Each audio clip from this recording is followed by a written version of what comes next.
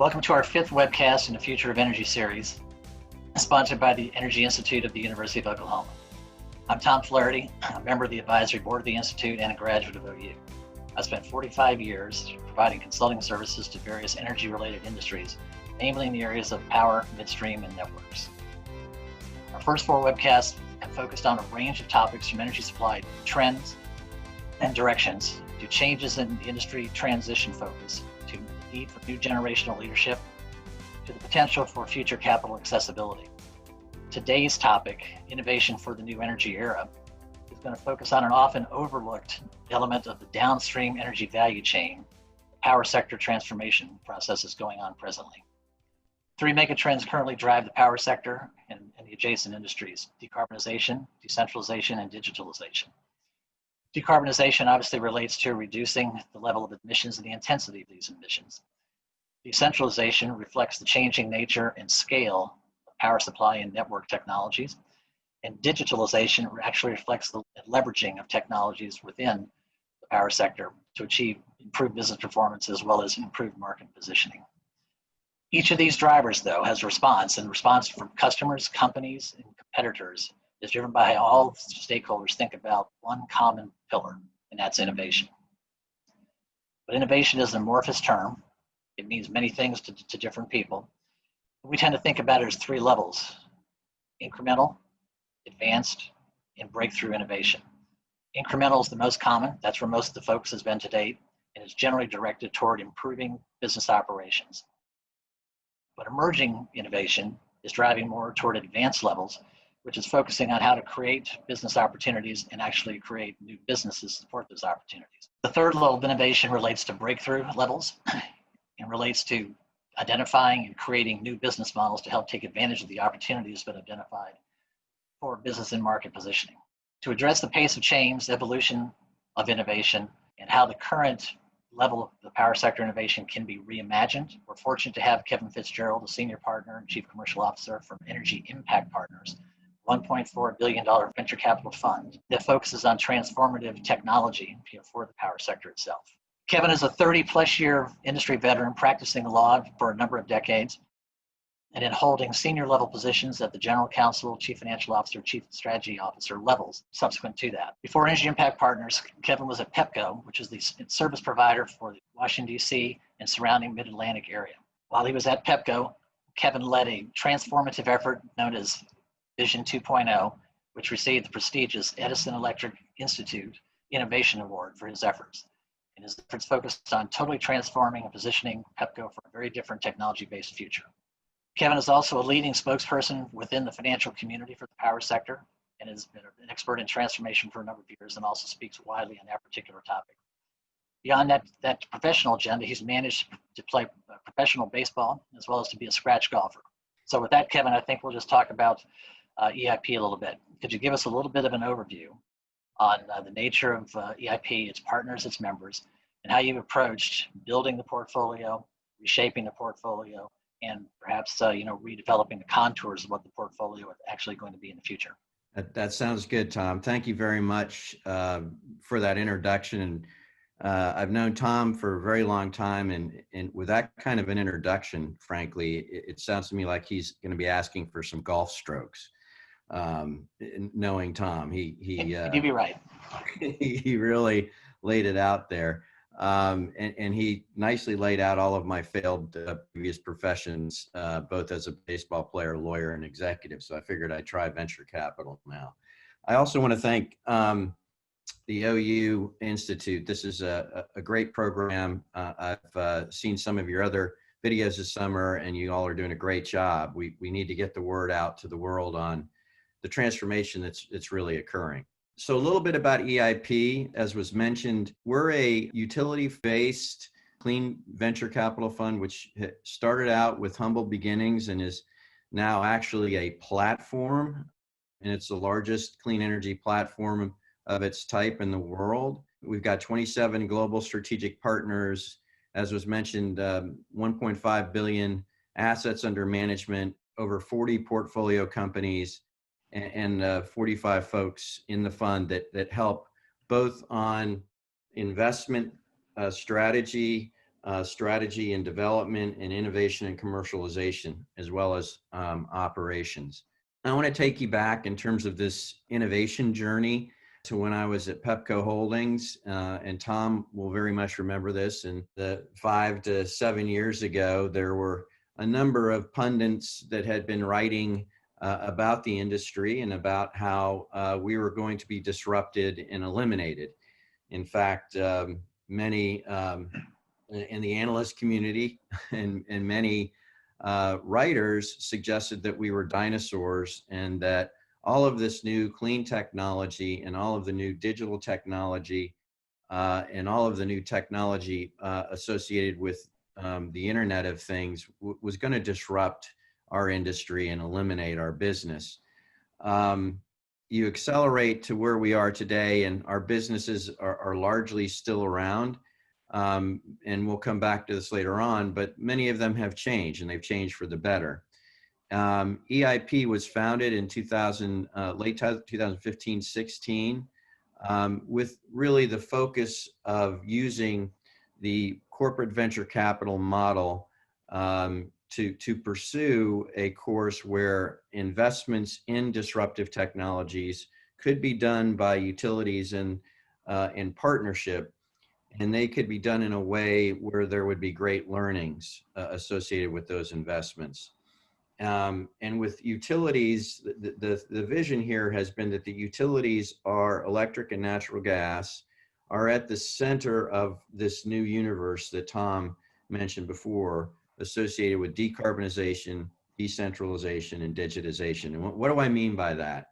Well, as an example, if you think about it, the electron is really the fuel of the future. And what that means is that if you want to actually decarbonize the way that the economy works, well, energy is central and key to that, whether it be transportation, whether it be oil and gas, whether it be technology, whether it be real estate, whether it be pharmaceuticals, whether it be agriculture. All parts of the economy currently use energy in order to drive commerce.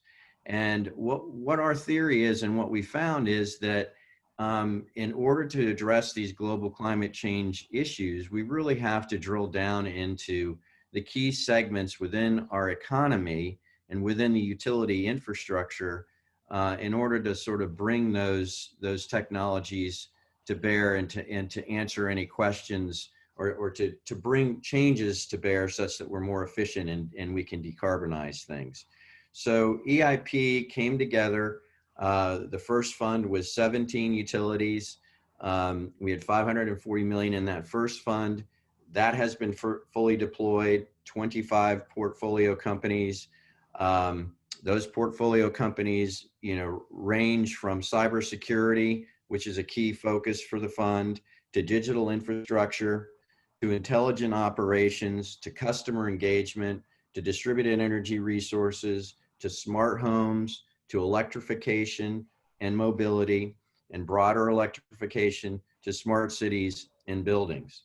And over that time frame, just associated with Fund 1, we've had really been blessed with incredible results. To date, as of the second quarter of 2020, our IRR, our internal rate of return for our investments in Fund 1 are just north of 125%. Our money on invested capital is 2.05 times realized, which is an amazing number. Puts us in the top 1% of 1% for all venture capital, not just energy. And the thing that's really been interesting for me to watch has been the way that we're able to recycle capital, and we've been able to do that in a way that puts us in the top tier for all funds worldwide, not just energy. Our distributions paid in capital to date is at 0.24, and the average is U.S. average is at 0.16. So the fund has done extremely well, from an investment standpoint. But more importantly, the utilities that have been involved have all participated in this process and collaboration of learning. And that's really a key component to our fund. Individually, each one of these companies could establish their own team, venture capital team, and go out and hunt in the market. But the aperture associated with their review and analysis, which would be very limited.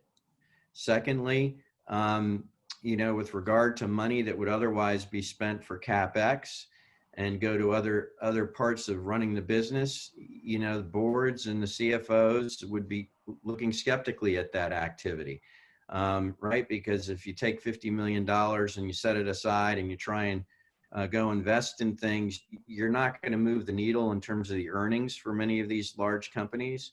And in fact, Wall Street would discount those earnings if they came in as one-time occurrences. So there's really not a lot internally to sort of lend itself to do this on your own, unless you're going to do it in some sort of a big way. And some have gone that route, but the EIP utilities from Fund One, which established the fund, decided to collaborate in that regard. And that utility platform, as I mentioned at the beginning, is very large. It has companies from Australia in it, Japan, PTT in Thailand, Europe, and all over North America. And it's with that sort of collaboration, that group, that really the power of innovation, where it really lies. And what I mean by that is, and this is kind of a distinguishing factor for EIP, just as it pertains to the fund itself, all of our investors collectively serve just in the United States over 190 million households. Now, think about that. That's 2/3 of the entire US market that our investors currently serve. They've got a market cap collectively of just over $500 billion. They own and operate generation, representing over 30% of the net generation in the United States. They have 2.3 million miles of transmission and distribution wires, which could circle the globe 80 times. I mean, they own these huge complexes of networks, and they spend anywhere from $65 to $80 billion a year in CapEx. And this is the one statistic that really sticks out in my mind, is that collectively the revenue of our partners, is north of $365 billion, the revenues. That's more than Amazon, Google, Tesla, Microsoft combined. So these are huge, huge businesses. And collectively, that ecosystem and network is one where if you're a startup, if you're somebody who's interested in finding a way to get into clean energy, you're going to want to take EIP's money. And that money, when we make the investment, it's not that we just make an investment and sit back. We have a whole process around that investment, which then nurtures that portfolio company and brings them along. And that's where a lot of that innovation occurs. As Tom mentioned, the commercialization and innovation of the actual technology is sort of the next step.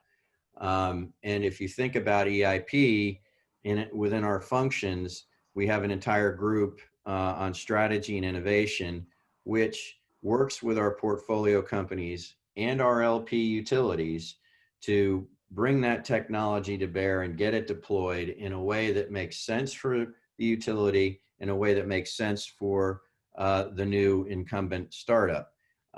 What's exciting about that is that you're able to get it right to begin with. And we have a saying, which is you can't FedEx electrons, and you can't just, quote, disconnect from the grid. That's all great theoretically, but at the end of the day, you still need to be interconnected with the grid and be a part of that network platform. That's incredibly important to drive all of these types of efficiency savings that are possibly out there. So we spend an awful lot of time in that regard working with our portfolio companies, and those portfolio companies and their interactions with our LPs, we map out and we measure all the time. As Tom mentioned, I'm a recovering professional athlete and golf addict, and I measured everything in baseball. We measure everything in our fund. We measure the total number of contracts that have been let from our LPs, the utilities to our portfolio companies. We measure the total number of meetings associated with our LPs, the portfolio companies, the meetings in which change occurred are measured, the meetings in which philosophy and comp systems are changed, the meetings, all of those things are measured, because to me, that's how we're able to unbundle really the essence of innovation, because now you're talking about a situation in a utility where they may have always sort of worked through distribution feeder operations the same way, as an example, and all of a sudden you may have one of our portfolio companies, Opus One, sitting there, if not directly, indirectly, in a planning meeting and saying, we can do this a whole different way, where we can save you money and we can reduce the carbon footprint in terms of more efficient operations. So there's really a unique function inside the fund that works on those matters. And just as an example, last year, this was as of the second quarter this year, we've been able to measure between our LPs and our portfolio companies an astounding number of over $200 million worth of contracts that have been let between our utility LPs and our portfolio companies, which, if you think about it, is truly amazing. So that's kind of a little bit of background on EIP. The platform, as I mentioned, has grown considerably from Fund 1.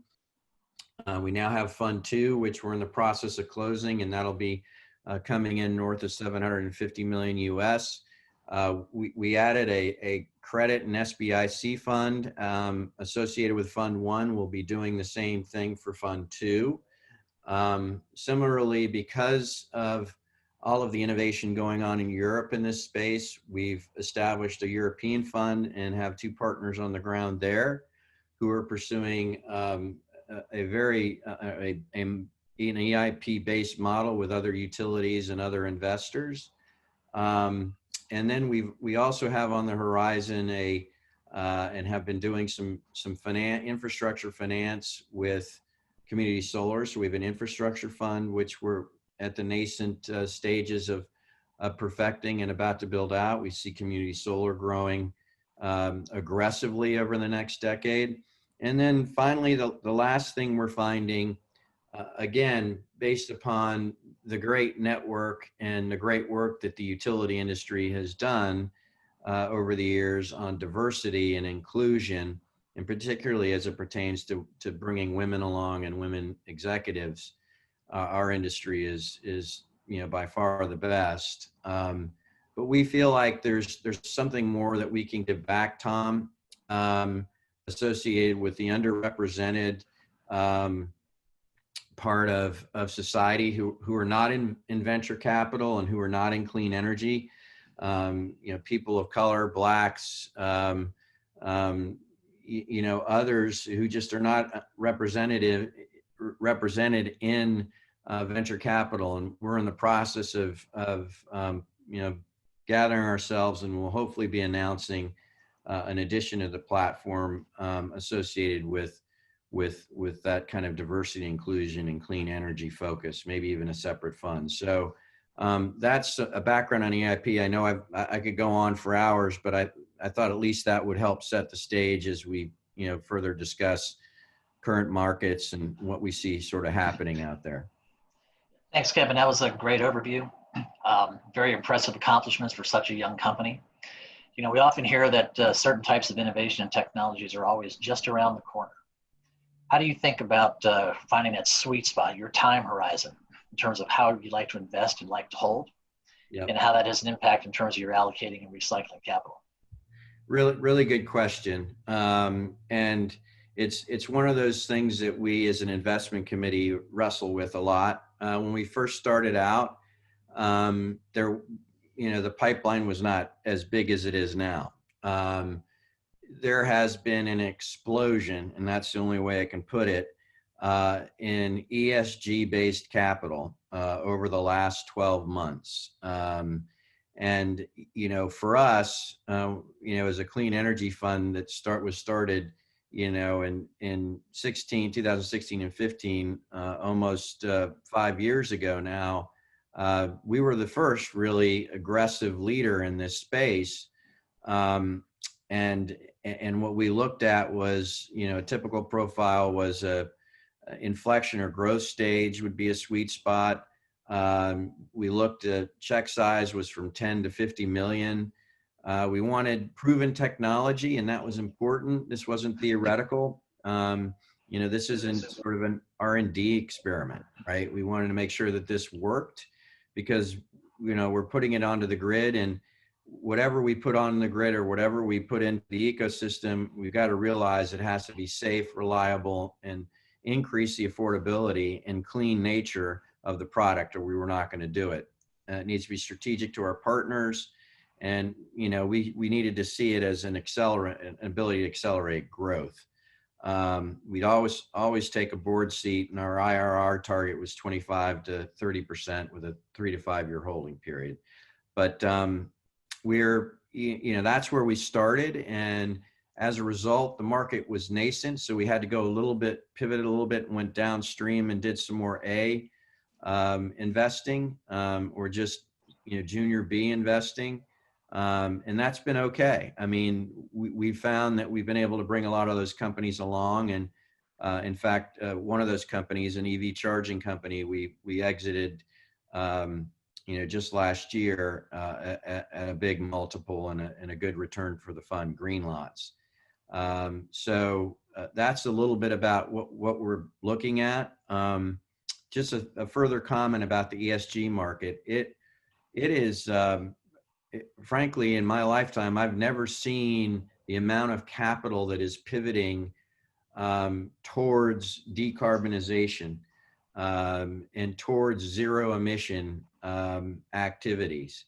And a lot of that is driven, by the interest groups and the shareholder groups that have been over the last decade, and environmental groups pushing not only this industry, but pushing the world to try and identify what the carbon impact of your activities are, and to identify how it is that you can reduce those. And frankly, it wasn't until a letter that was sent by Larry Fink at the beginning of this year out to all of his investors at BlackRock, in which he said that climate change and climate change issues were going to become a huge factor in finance, and would become a key factor in his mind in the finance of the assets that they buy and sell. That letter, which you can find out on the web, is a great letter. I'd commend it to you to read, because it really resonated within the financial community in Wall Street, and it resonated within the broader sponsor community and pension fund community, because a lot of their ESG metrics now that they had talked about implementing are now coming forward. So there's an awful lot of money out there looking at this space, and we feel like we're right in the middle of the sweet spot, and have a history and a track record with some of these investments to date. But I thought I'd add that to your answer, or to answer your question, Tom. Thank you, Kevin. Things have changed quite a bit since the inception of VIP. Not just within the financial markets, but also within portfolio kind of companies that you have in members. How could you contrast how rapidly the industry has embraced R&D and innovation in light of the externalities, given its general perception of being slow and very very long to make the decisions? Really good question. And I would say that a decade ago, the industry was struggling with how it would approach this question of decarbonization. It's done a terrific, particularly as it pertained to generation resources, renewable generation resources.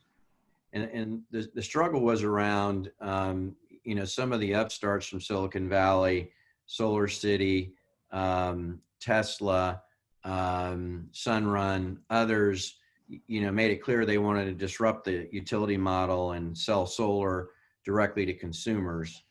And, I think that was a wake-up call to the industry, because those companies, aggressively went out and marketed, aggressively grew, they IPO'd, and, there was a sense that they were not going to succeed. Well, they've succeeded. And Tesla has done very well, as we've all seen. Solar City has been rolled up into Tesla, and that continues to grow. Sunrun is still around and growing, and done a good job of growing their market share within various regions of the country. So that factor, I think, has caused the industry to say, we probably need to get a lot more active in this space, and we probably need to start to think about things a little bit differently, and pursue a course that allows us to implement and put in place some of these new technologies, not only because we're kind of falling behind, but because our customers are demanding it. And I think, that's really the key driver. And a key thing, I give credit to our investors in particular. OG&E, which was one of the founders and early investors in Fund One, is in all the other funds, is one of these.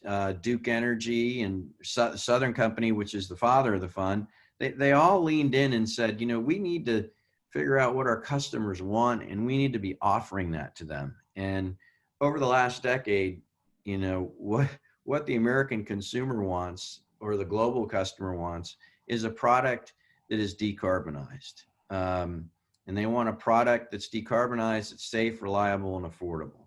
And I think with that as sort of background, there has been a movement to actually work with and get faster and more facile at being able to deploy these technologies. Does that make sense, Tom? I think they were a little slow a decade ago, but I think now we're moving along really well. So that's a good segue into another question area. We talked about the megatrends of decarbonization, decentralization, and digitalization. And there's the possibility for a fourth that you just mentioned, which is disintermediation, which is where these new entrants come between the provider and their customer. And there's a lot of tension between technology push and customer pull. With that statement, how are your member companies now wrestling with how fast to move? Great question. All of our member companies are leaning the same way. They are customer focused, looking at their platform of assets as a platform business, and asking themselves, of all the technologies that EIP is seeing and investing in or passing on and kicking the tires on, of all of them, which ones make the most sense for us to deploy into our system, and to create a customer experience which increases our net promoter scores, which creates greater customer stickiness, and which drives the brand that we want driven within our footprints.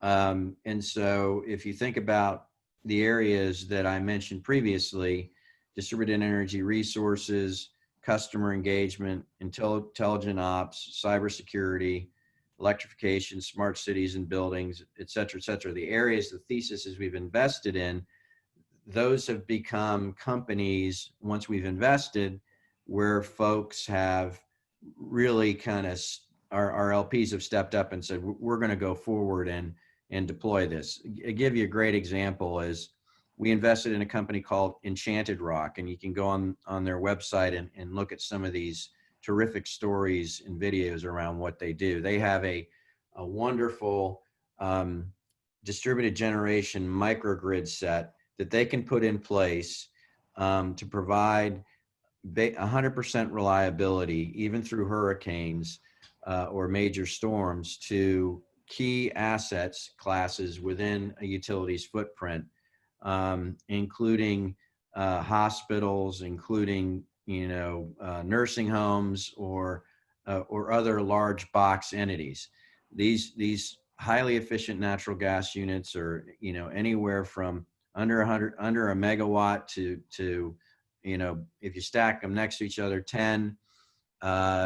Enchanted Rock, for example, has did a great job through one of the hurricanes in Texas, and kept the Texas National Guard fed and got them fuel, et cetera, through these large Bucky gas stations, through the flooding that occurred a couple years ago, where everybody was out in Houston. And that technology, as it continued to be proven and deployed, Tom, really caught the attention of our LPs. And for example, Entergy just announced a very unique program where they're going to be looking to deploy Enchanted Rock, partially in rate base, partially out, to the benefit of some commercial customers and to increase reliability. They're finding, as all of our LPs are, that offering enhanced reliability services to customers is really an important offering that the utility can make, particularly since with climate change, we're getting more and more larger hurricanes, we're getting strange and different types of storms, we're getting wildfires in the West. I mean, it's been crazy. And so disruption of electricity to the home or to the businesses or to hospitals, we just can't afford it. So that kind of an offering from Enchanted Rock, as an example, is something that really resonated with our LPs. And I think, to Entergy's credit and the credit of our other LPs who are in negotiations over similar deals, they're moving to address really a customer need with this new technology, and I think that's really important. So the most innovative companies, at least as measured by levels of investment plus the admiration that many companies have for them based on their accomplishments, reside within the Internet of Things, the pharmaceuticals, the aerospace and defense, the industrial sector, automotive, et cetera. They spend significantly greater proportions of revenues on innovation, R&D and innovation, than do utilities. They spend between 4 and 20%, or an average of about 12%, whereas the utility sector spends generally less than 1% presently, domestic or global. Now, not to say that the utility industry needs to look like the Amazons, the Apples, the Alphabets, anybody like that. But what constrains the level of utility spend in terms of revenue net fuel at this point? And do you see them ever growing significantly, that level, so that they have more resources deployed in more places, both for operational purposes as well as for commercialization value? Yeah, really good question. I guess the way I'd look at it is as follows. The other industries that you mentioned, Amazon, the Googles of the world, they're large companies that can set aside money for R&D and are willing to wait for the return of that capital to the company over a decade. And because the utilities, are seen on Wall Street as a less risky investment, an investment where there's a good dividend and a good yield, the money that is going to feed that part of the business, CapEx growth, et cetera, it's hard to divert that and say to Wall Street, well, we're going to take, $500 million, and instead of putting it in CapEx, we're going to put it into R&D because we're going to see, we're going to build the greatest battery storage chemistry, new battery storage chemistry in the world. I think that's a different risk profile. You follow me? That's not something that the utilities feel they can do. So the idea of EIP was to, in a sense, to cut that risk down, push the risk out to us as a fund and as professionals to go out and seek these new technologies, and try and invest in them and bring them forward. Where again, that way it's the utility itself can continue to build on its legacy ops and build on the way it operates itself year to year and from quarter to quarter. And our capital is a little bit longer. We can sit on an investment for 5 to 8 years. And it's a little bit more patient. The capital that the utilities are dealing with Wall Street is, they've got earnings targets they need to meet, and it's really hard to deploy that. So that's my first part answer. The second is that this industry historically, on R&D has used and collaborated with EPRI, the Electric Power Research Institute. And again, I'd encourage folks to go to the EPRI website. There's some really good reports that have been done over the years on some new technologies and new concepts.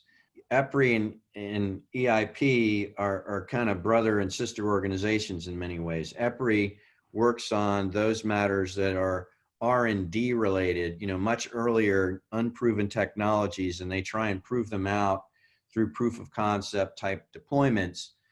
As I said, a few minutes ago, EIP these are proven technologies and business models, and what we're trying to do is accelerate their deployment into the utility ecosystem. So it's a little bit different in terms of the organizations, but the point is, historically, the industry has used EPRI, as the R&D tool, and folks have again aggregated the dollars among and between all the utilities in the industry to pursue that kind of R&D. But your point is well taken that collectively, even with those two functions, EIP and EPRI, we probably need to do more because there's so much capital out there and so much that's looking to be invested in the ESG space. We're looking at some new battery tech companies, quite frankly, where the company does not have any revenue. It will remain nameless, but because the concept is so disruptive and so important to the industry, that it's got a valuation of $200 million already, and that's kind of stunning to think about. So, but that money is coming in from the venture capital side to try and drive this innovation. And we at EIP are studying it right now and trying to get our arms around whether that's the right valuation. So, my sense is on the R&D side, those numbers may change over the next decade. How do you think that power companies are thinking about R&D and innovation? Right now, they've got several options. They can join a fund like yours. They can create their own internal fund, or they can create other industry-related multi-company alliances. Do you see any trends emerging there, particularly because of the success of what EIP has accomplished, and the incidence of other funds which are entering the sector? Yeah, we're seeing a lot of copycat funds that are starting to try and roll out. But I think what makes us unique is the history we've had with the industry, the professionals inside the fund, their working knowledge of the electric and natural gas industry is unmatched. I mean, our underwriting is unmatched, and I say that humbly. I work with some of the smartest people in the world. So It's nice to see this money come in and others try and do it, but I think we've got the key utilities around the globe in EIP, and that will continue for the foreseeable future. As to other ways to innovate,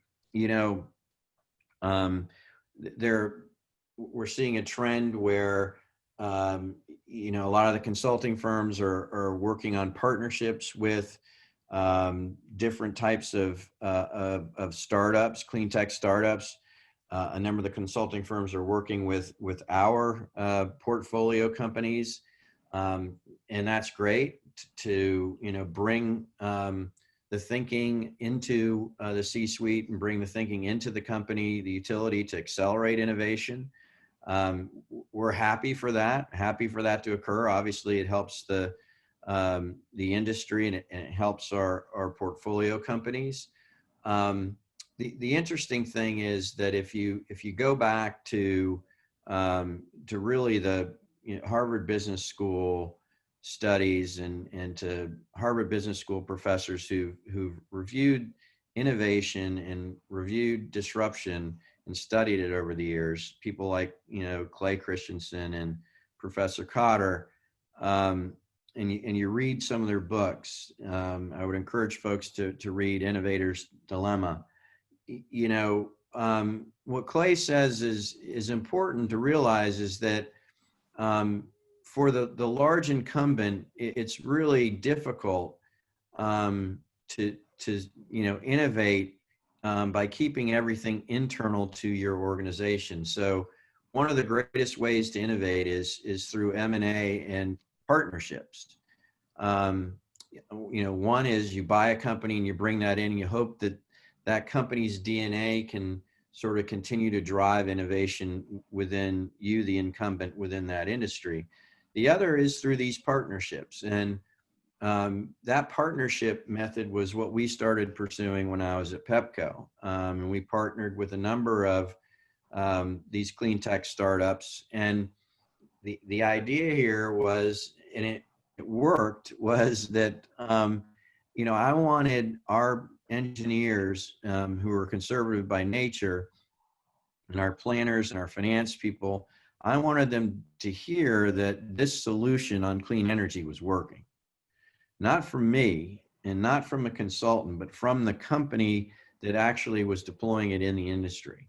And that's an aha moment. So, if you go back to some of those seminal writings from Clay and Professor Cotter on how to deal with change and how organizations deal with change and the need for cultural change associated with innovation, you'll see that M&A partnershiping and working with new partners is a great way to go. And we're seeing that occurring independent of EIP and independent of the copycatters that are out there trying to remake their own EIP. Kevin, there's a lot of companies in the industry globally as well as domestically that aren't doing something with a company like EIP. What do you tell them about the things they should consider in terms of the options they have and the time horizons they need to be thinking about acting within? Yeah, a really good question. I think that cultural change is going to be really important for our industry and for the energy industry beyond just electricity and natural gas. And I mean that in terms of oil and gas too. The way that society is going to generate, transmit, and consume energy is going to change like never before, in our opinion, in my opinion, over the next 2 decades. The horse is out of the barn in that regard. And to the extent that, there's a great tension there for a company that is trying to make earnings. And, the way you make earnings is by sort of working through the process that has always brought factors of production to revenue, to cost cutting, to earnings, right? You kind of always, you have your formula and you go out there and you execute on it. whether you be a Southern company or a Shell Oil or a Total or, whomever else. And that's always kind of the way it worked. Well, if the key factors of production are changing, and that's what EIP is proving, you better change the way you think internally, and you better change the way that you're positioning yourself with your investors. Because if you don't do that, the investors may not really understand the risk that they have in your stock, and the risk that they have in terms of, or the lack of clarity they have in terms of your transition to what this new future looks like. So I think that gets to the heart of your question. Yeah. Let me follow up on what you just mentioned. Yeah, we'll have a couple of conclusory questions. You mentioned oil and gas. So the University of Oklahoma has a strong presence in the oil and gas sector. And a lot of the audience that are on this call may in fact come from that background. There's a number of firms like Total and Shell that you mentioned, as well as Equinor, Chevron, and others that are beginning to come downstream because of decarbonization, into technologies that are in the power sector sphere, electric transport, for example, storage, renewables, et cetera. How do you see them engaging, with the power sector, whether it's on a friendly or foe basis, but participating in a way that it moves the ball forward for both sectors? Yeah, great question. So for those of you who don't know, there's an organization called the OCGI, Oil and Gas Climate Initiative. You can go to their website. When OCGI was stood up a few years ago, 2015 or 16, both Hans and I sat down with Pratima and some others to talk about our model, and we shared best practices with them. And a number of oil companies are in that group doing something similar to what EIP does, but focused on the oil and gas industry. So take a look at that. Their investment thesis, however, as I understand it, are around oil and gas, and trying to decarbonize some of the issues associated with oil and gas. But again, the idea would be that, gasoline would still be a component part of sort of that process. But they're also focused on methane emissions and detection and some very interesting areas that they're looking at. And I think that's terrific for the world and for the industry. Similarly, you mentioned Shell. Elizabeth Britton, who was at AGL and was our liaison as a key investor in Fund One, is now a key executive at Shell, working through not only cultural change, but their business strategy change. And you can follow her on her Twitter account and some other accounts, but she's doing, a hell of a job bringing change to Shell. And to your point, Tom, they are looking downstream and they are looking into our market, to the electric and natural gas market. And in fact, Greenlots, the EV charging company that we had a big investment in, we ended up selling that to Shell, a year ago. So they're very interested in that, the greening of their infrastructure, and looking at sort of other, development opportunities. Similarly, Total is out there looking at many of these opportunities. BP is out there looking at many of these opportunities, and we see them in some cases in some of our portfolio companies in minority investments. So that is going on. But I think the interesting area that has come forward more recently has been hydrogen.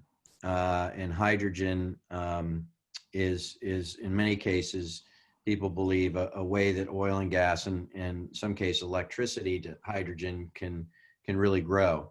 And I would encourage folks to take a look at hydrogen. And there was a company that recently IPO'd through a SPAC, which is a special purpose acquisition corporation. That's an entirely different seminar. But by the name of Nikola, which is now currently has run into a couple bumps on the road, but they're looking at putting in place a hydrogen-based transportation system throughout the country. And hydrogen is front and center now for a lot of folks. as the next step in decarbonization. I think the oil and gas industry is in a unique position to help there too. But we're seeing them come into the space, Tom, and we welcome it. Everybody needs to be rowing towards this decarbonized, decentralized, and digitized future. So some of the investments that we see the oil and gas sector making tend to be very targeted. Sometimes they're opportunistic, but they're very narrow in some senses. With the case of hydrogen, hydrogen seems to be a potential sea change that cuts across multiple verticals between oil and gas and chemicals, industrials, and the power sector. Can you foresee the day when the oil and gas sector and the power sector are actually more closely aligned about something like hydrogen as a technology that becomes a core platform for all of the businesses? Yeah, good question, and I think the answer is yes. I think there's great opportunity for oil and gas and electrics to collaborate on hydrogen. If you look at the largest clean energy source in the world, nuclear power, if you could have a couple of nuclear power plants that are running, and sending electricity to an electrolysis system that creates hydrogen, and then that hydrogen is sold or sent through a network, oil and gas industry knows what they're doing in terms of selling, working through the refining process and selling that and putting it through a network. And, it doesn't have to be just nuclear. It could be renewable to hydrogen, but zero emission to hydrogen is something that the utility industry, I think, is headed towards.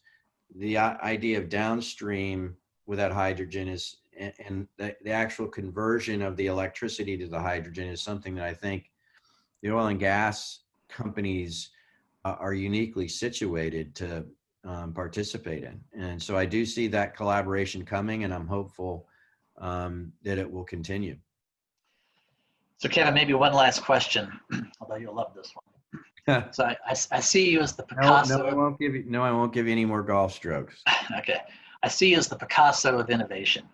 So take the brush and paint the picture for me of how the power sector can reimagine innovation for 5 years from now. Great question. Okay, well, I'll give you one scenario or one painting here. In terms of using your analogy, we have a company that we love called Sense Labs. So Sense Labs is now starting to be embedded in a bunch of different smart meters that are being deployed. But what Sense can do is when it's put on your meter, it can read every outlet in your home 1 million times a second, or virtually every outlet. Soon it'll be every outlet. Send that information to the cloud, use AI, and then send it back to your iPhone, okay? And it will show on your iPhone the number of kilowatt hours, I'm not kidding you, being used by that outlet. They can then take that signature and identify what kind of refrigerators on that, what kind of pool pump or what other technology is on that kilowatt is on that outlet. They then can tell you what the CO2 is CO2 uses for that particular product, as well as for the whole home. Now, if you have that on your phone and you're out and about 5 years from now, understanding how obsessed we are with our iPhones or whatever phone you have, we see that, oh my goodness, I'm not at home, but my lights are on, and I just got a notification that, because it's a peak period, there's CO2 I'm just wasting it and it's costing me money. Well, I'm going to turn pool pump off. I'm going to turn lights off. I'm going to unplug everything, including some of my computers that are sort of still sucking power, even though I'm not there. And I'm going to work with my iPhone to do that. I think that's coming. In fact, I know it's coming. Putting all of those things together, in order to functionalize that, it's being done as we speak. And I'm really excited to see when that happens. Okay, Kevin, this has been great. I think your insights and perspectives have been very meaningful. to any of the audience, regardless of what sector they were in. I think that your discussion of how EIP was founded, and how it's grown, and what its purpose is very important. And that covering some of the disruptive technologies in a way in which both the industry and other disintermediaries are participating is, I think, informative to companies, because from my perspective, the window of action tends to be closing for some companies. They need to be doing things now at a more purposeful and greater scale than what's occurred in the past. And hopefully this will be a catalyst for folks in the industry to take advantage of your expertise in this area, but to kind of hear the clarion call for, action is better than reaction at this point.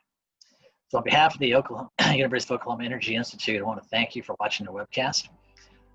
Please visit the Institute's website to learn more about future episodes and to follow up on the work that's already been done within the Institute in energy education, research, and outreach. So Kevin, thank you very much again for participation. Thank you, guys. Thank you and very thanks much. to the Institute for the opportunity as well. Yeah, thank you very much. I really enjoyed it. Tom, as always, great seeing you.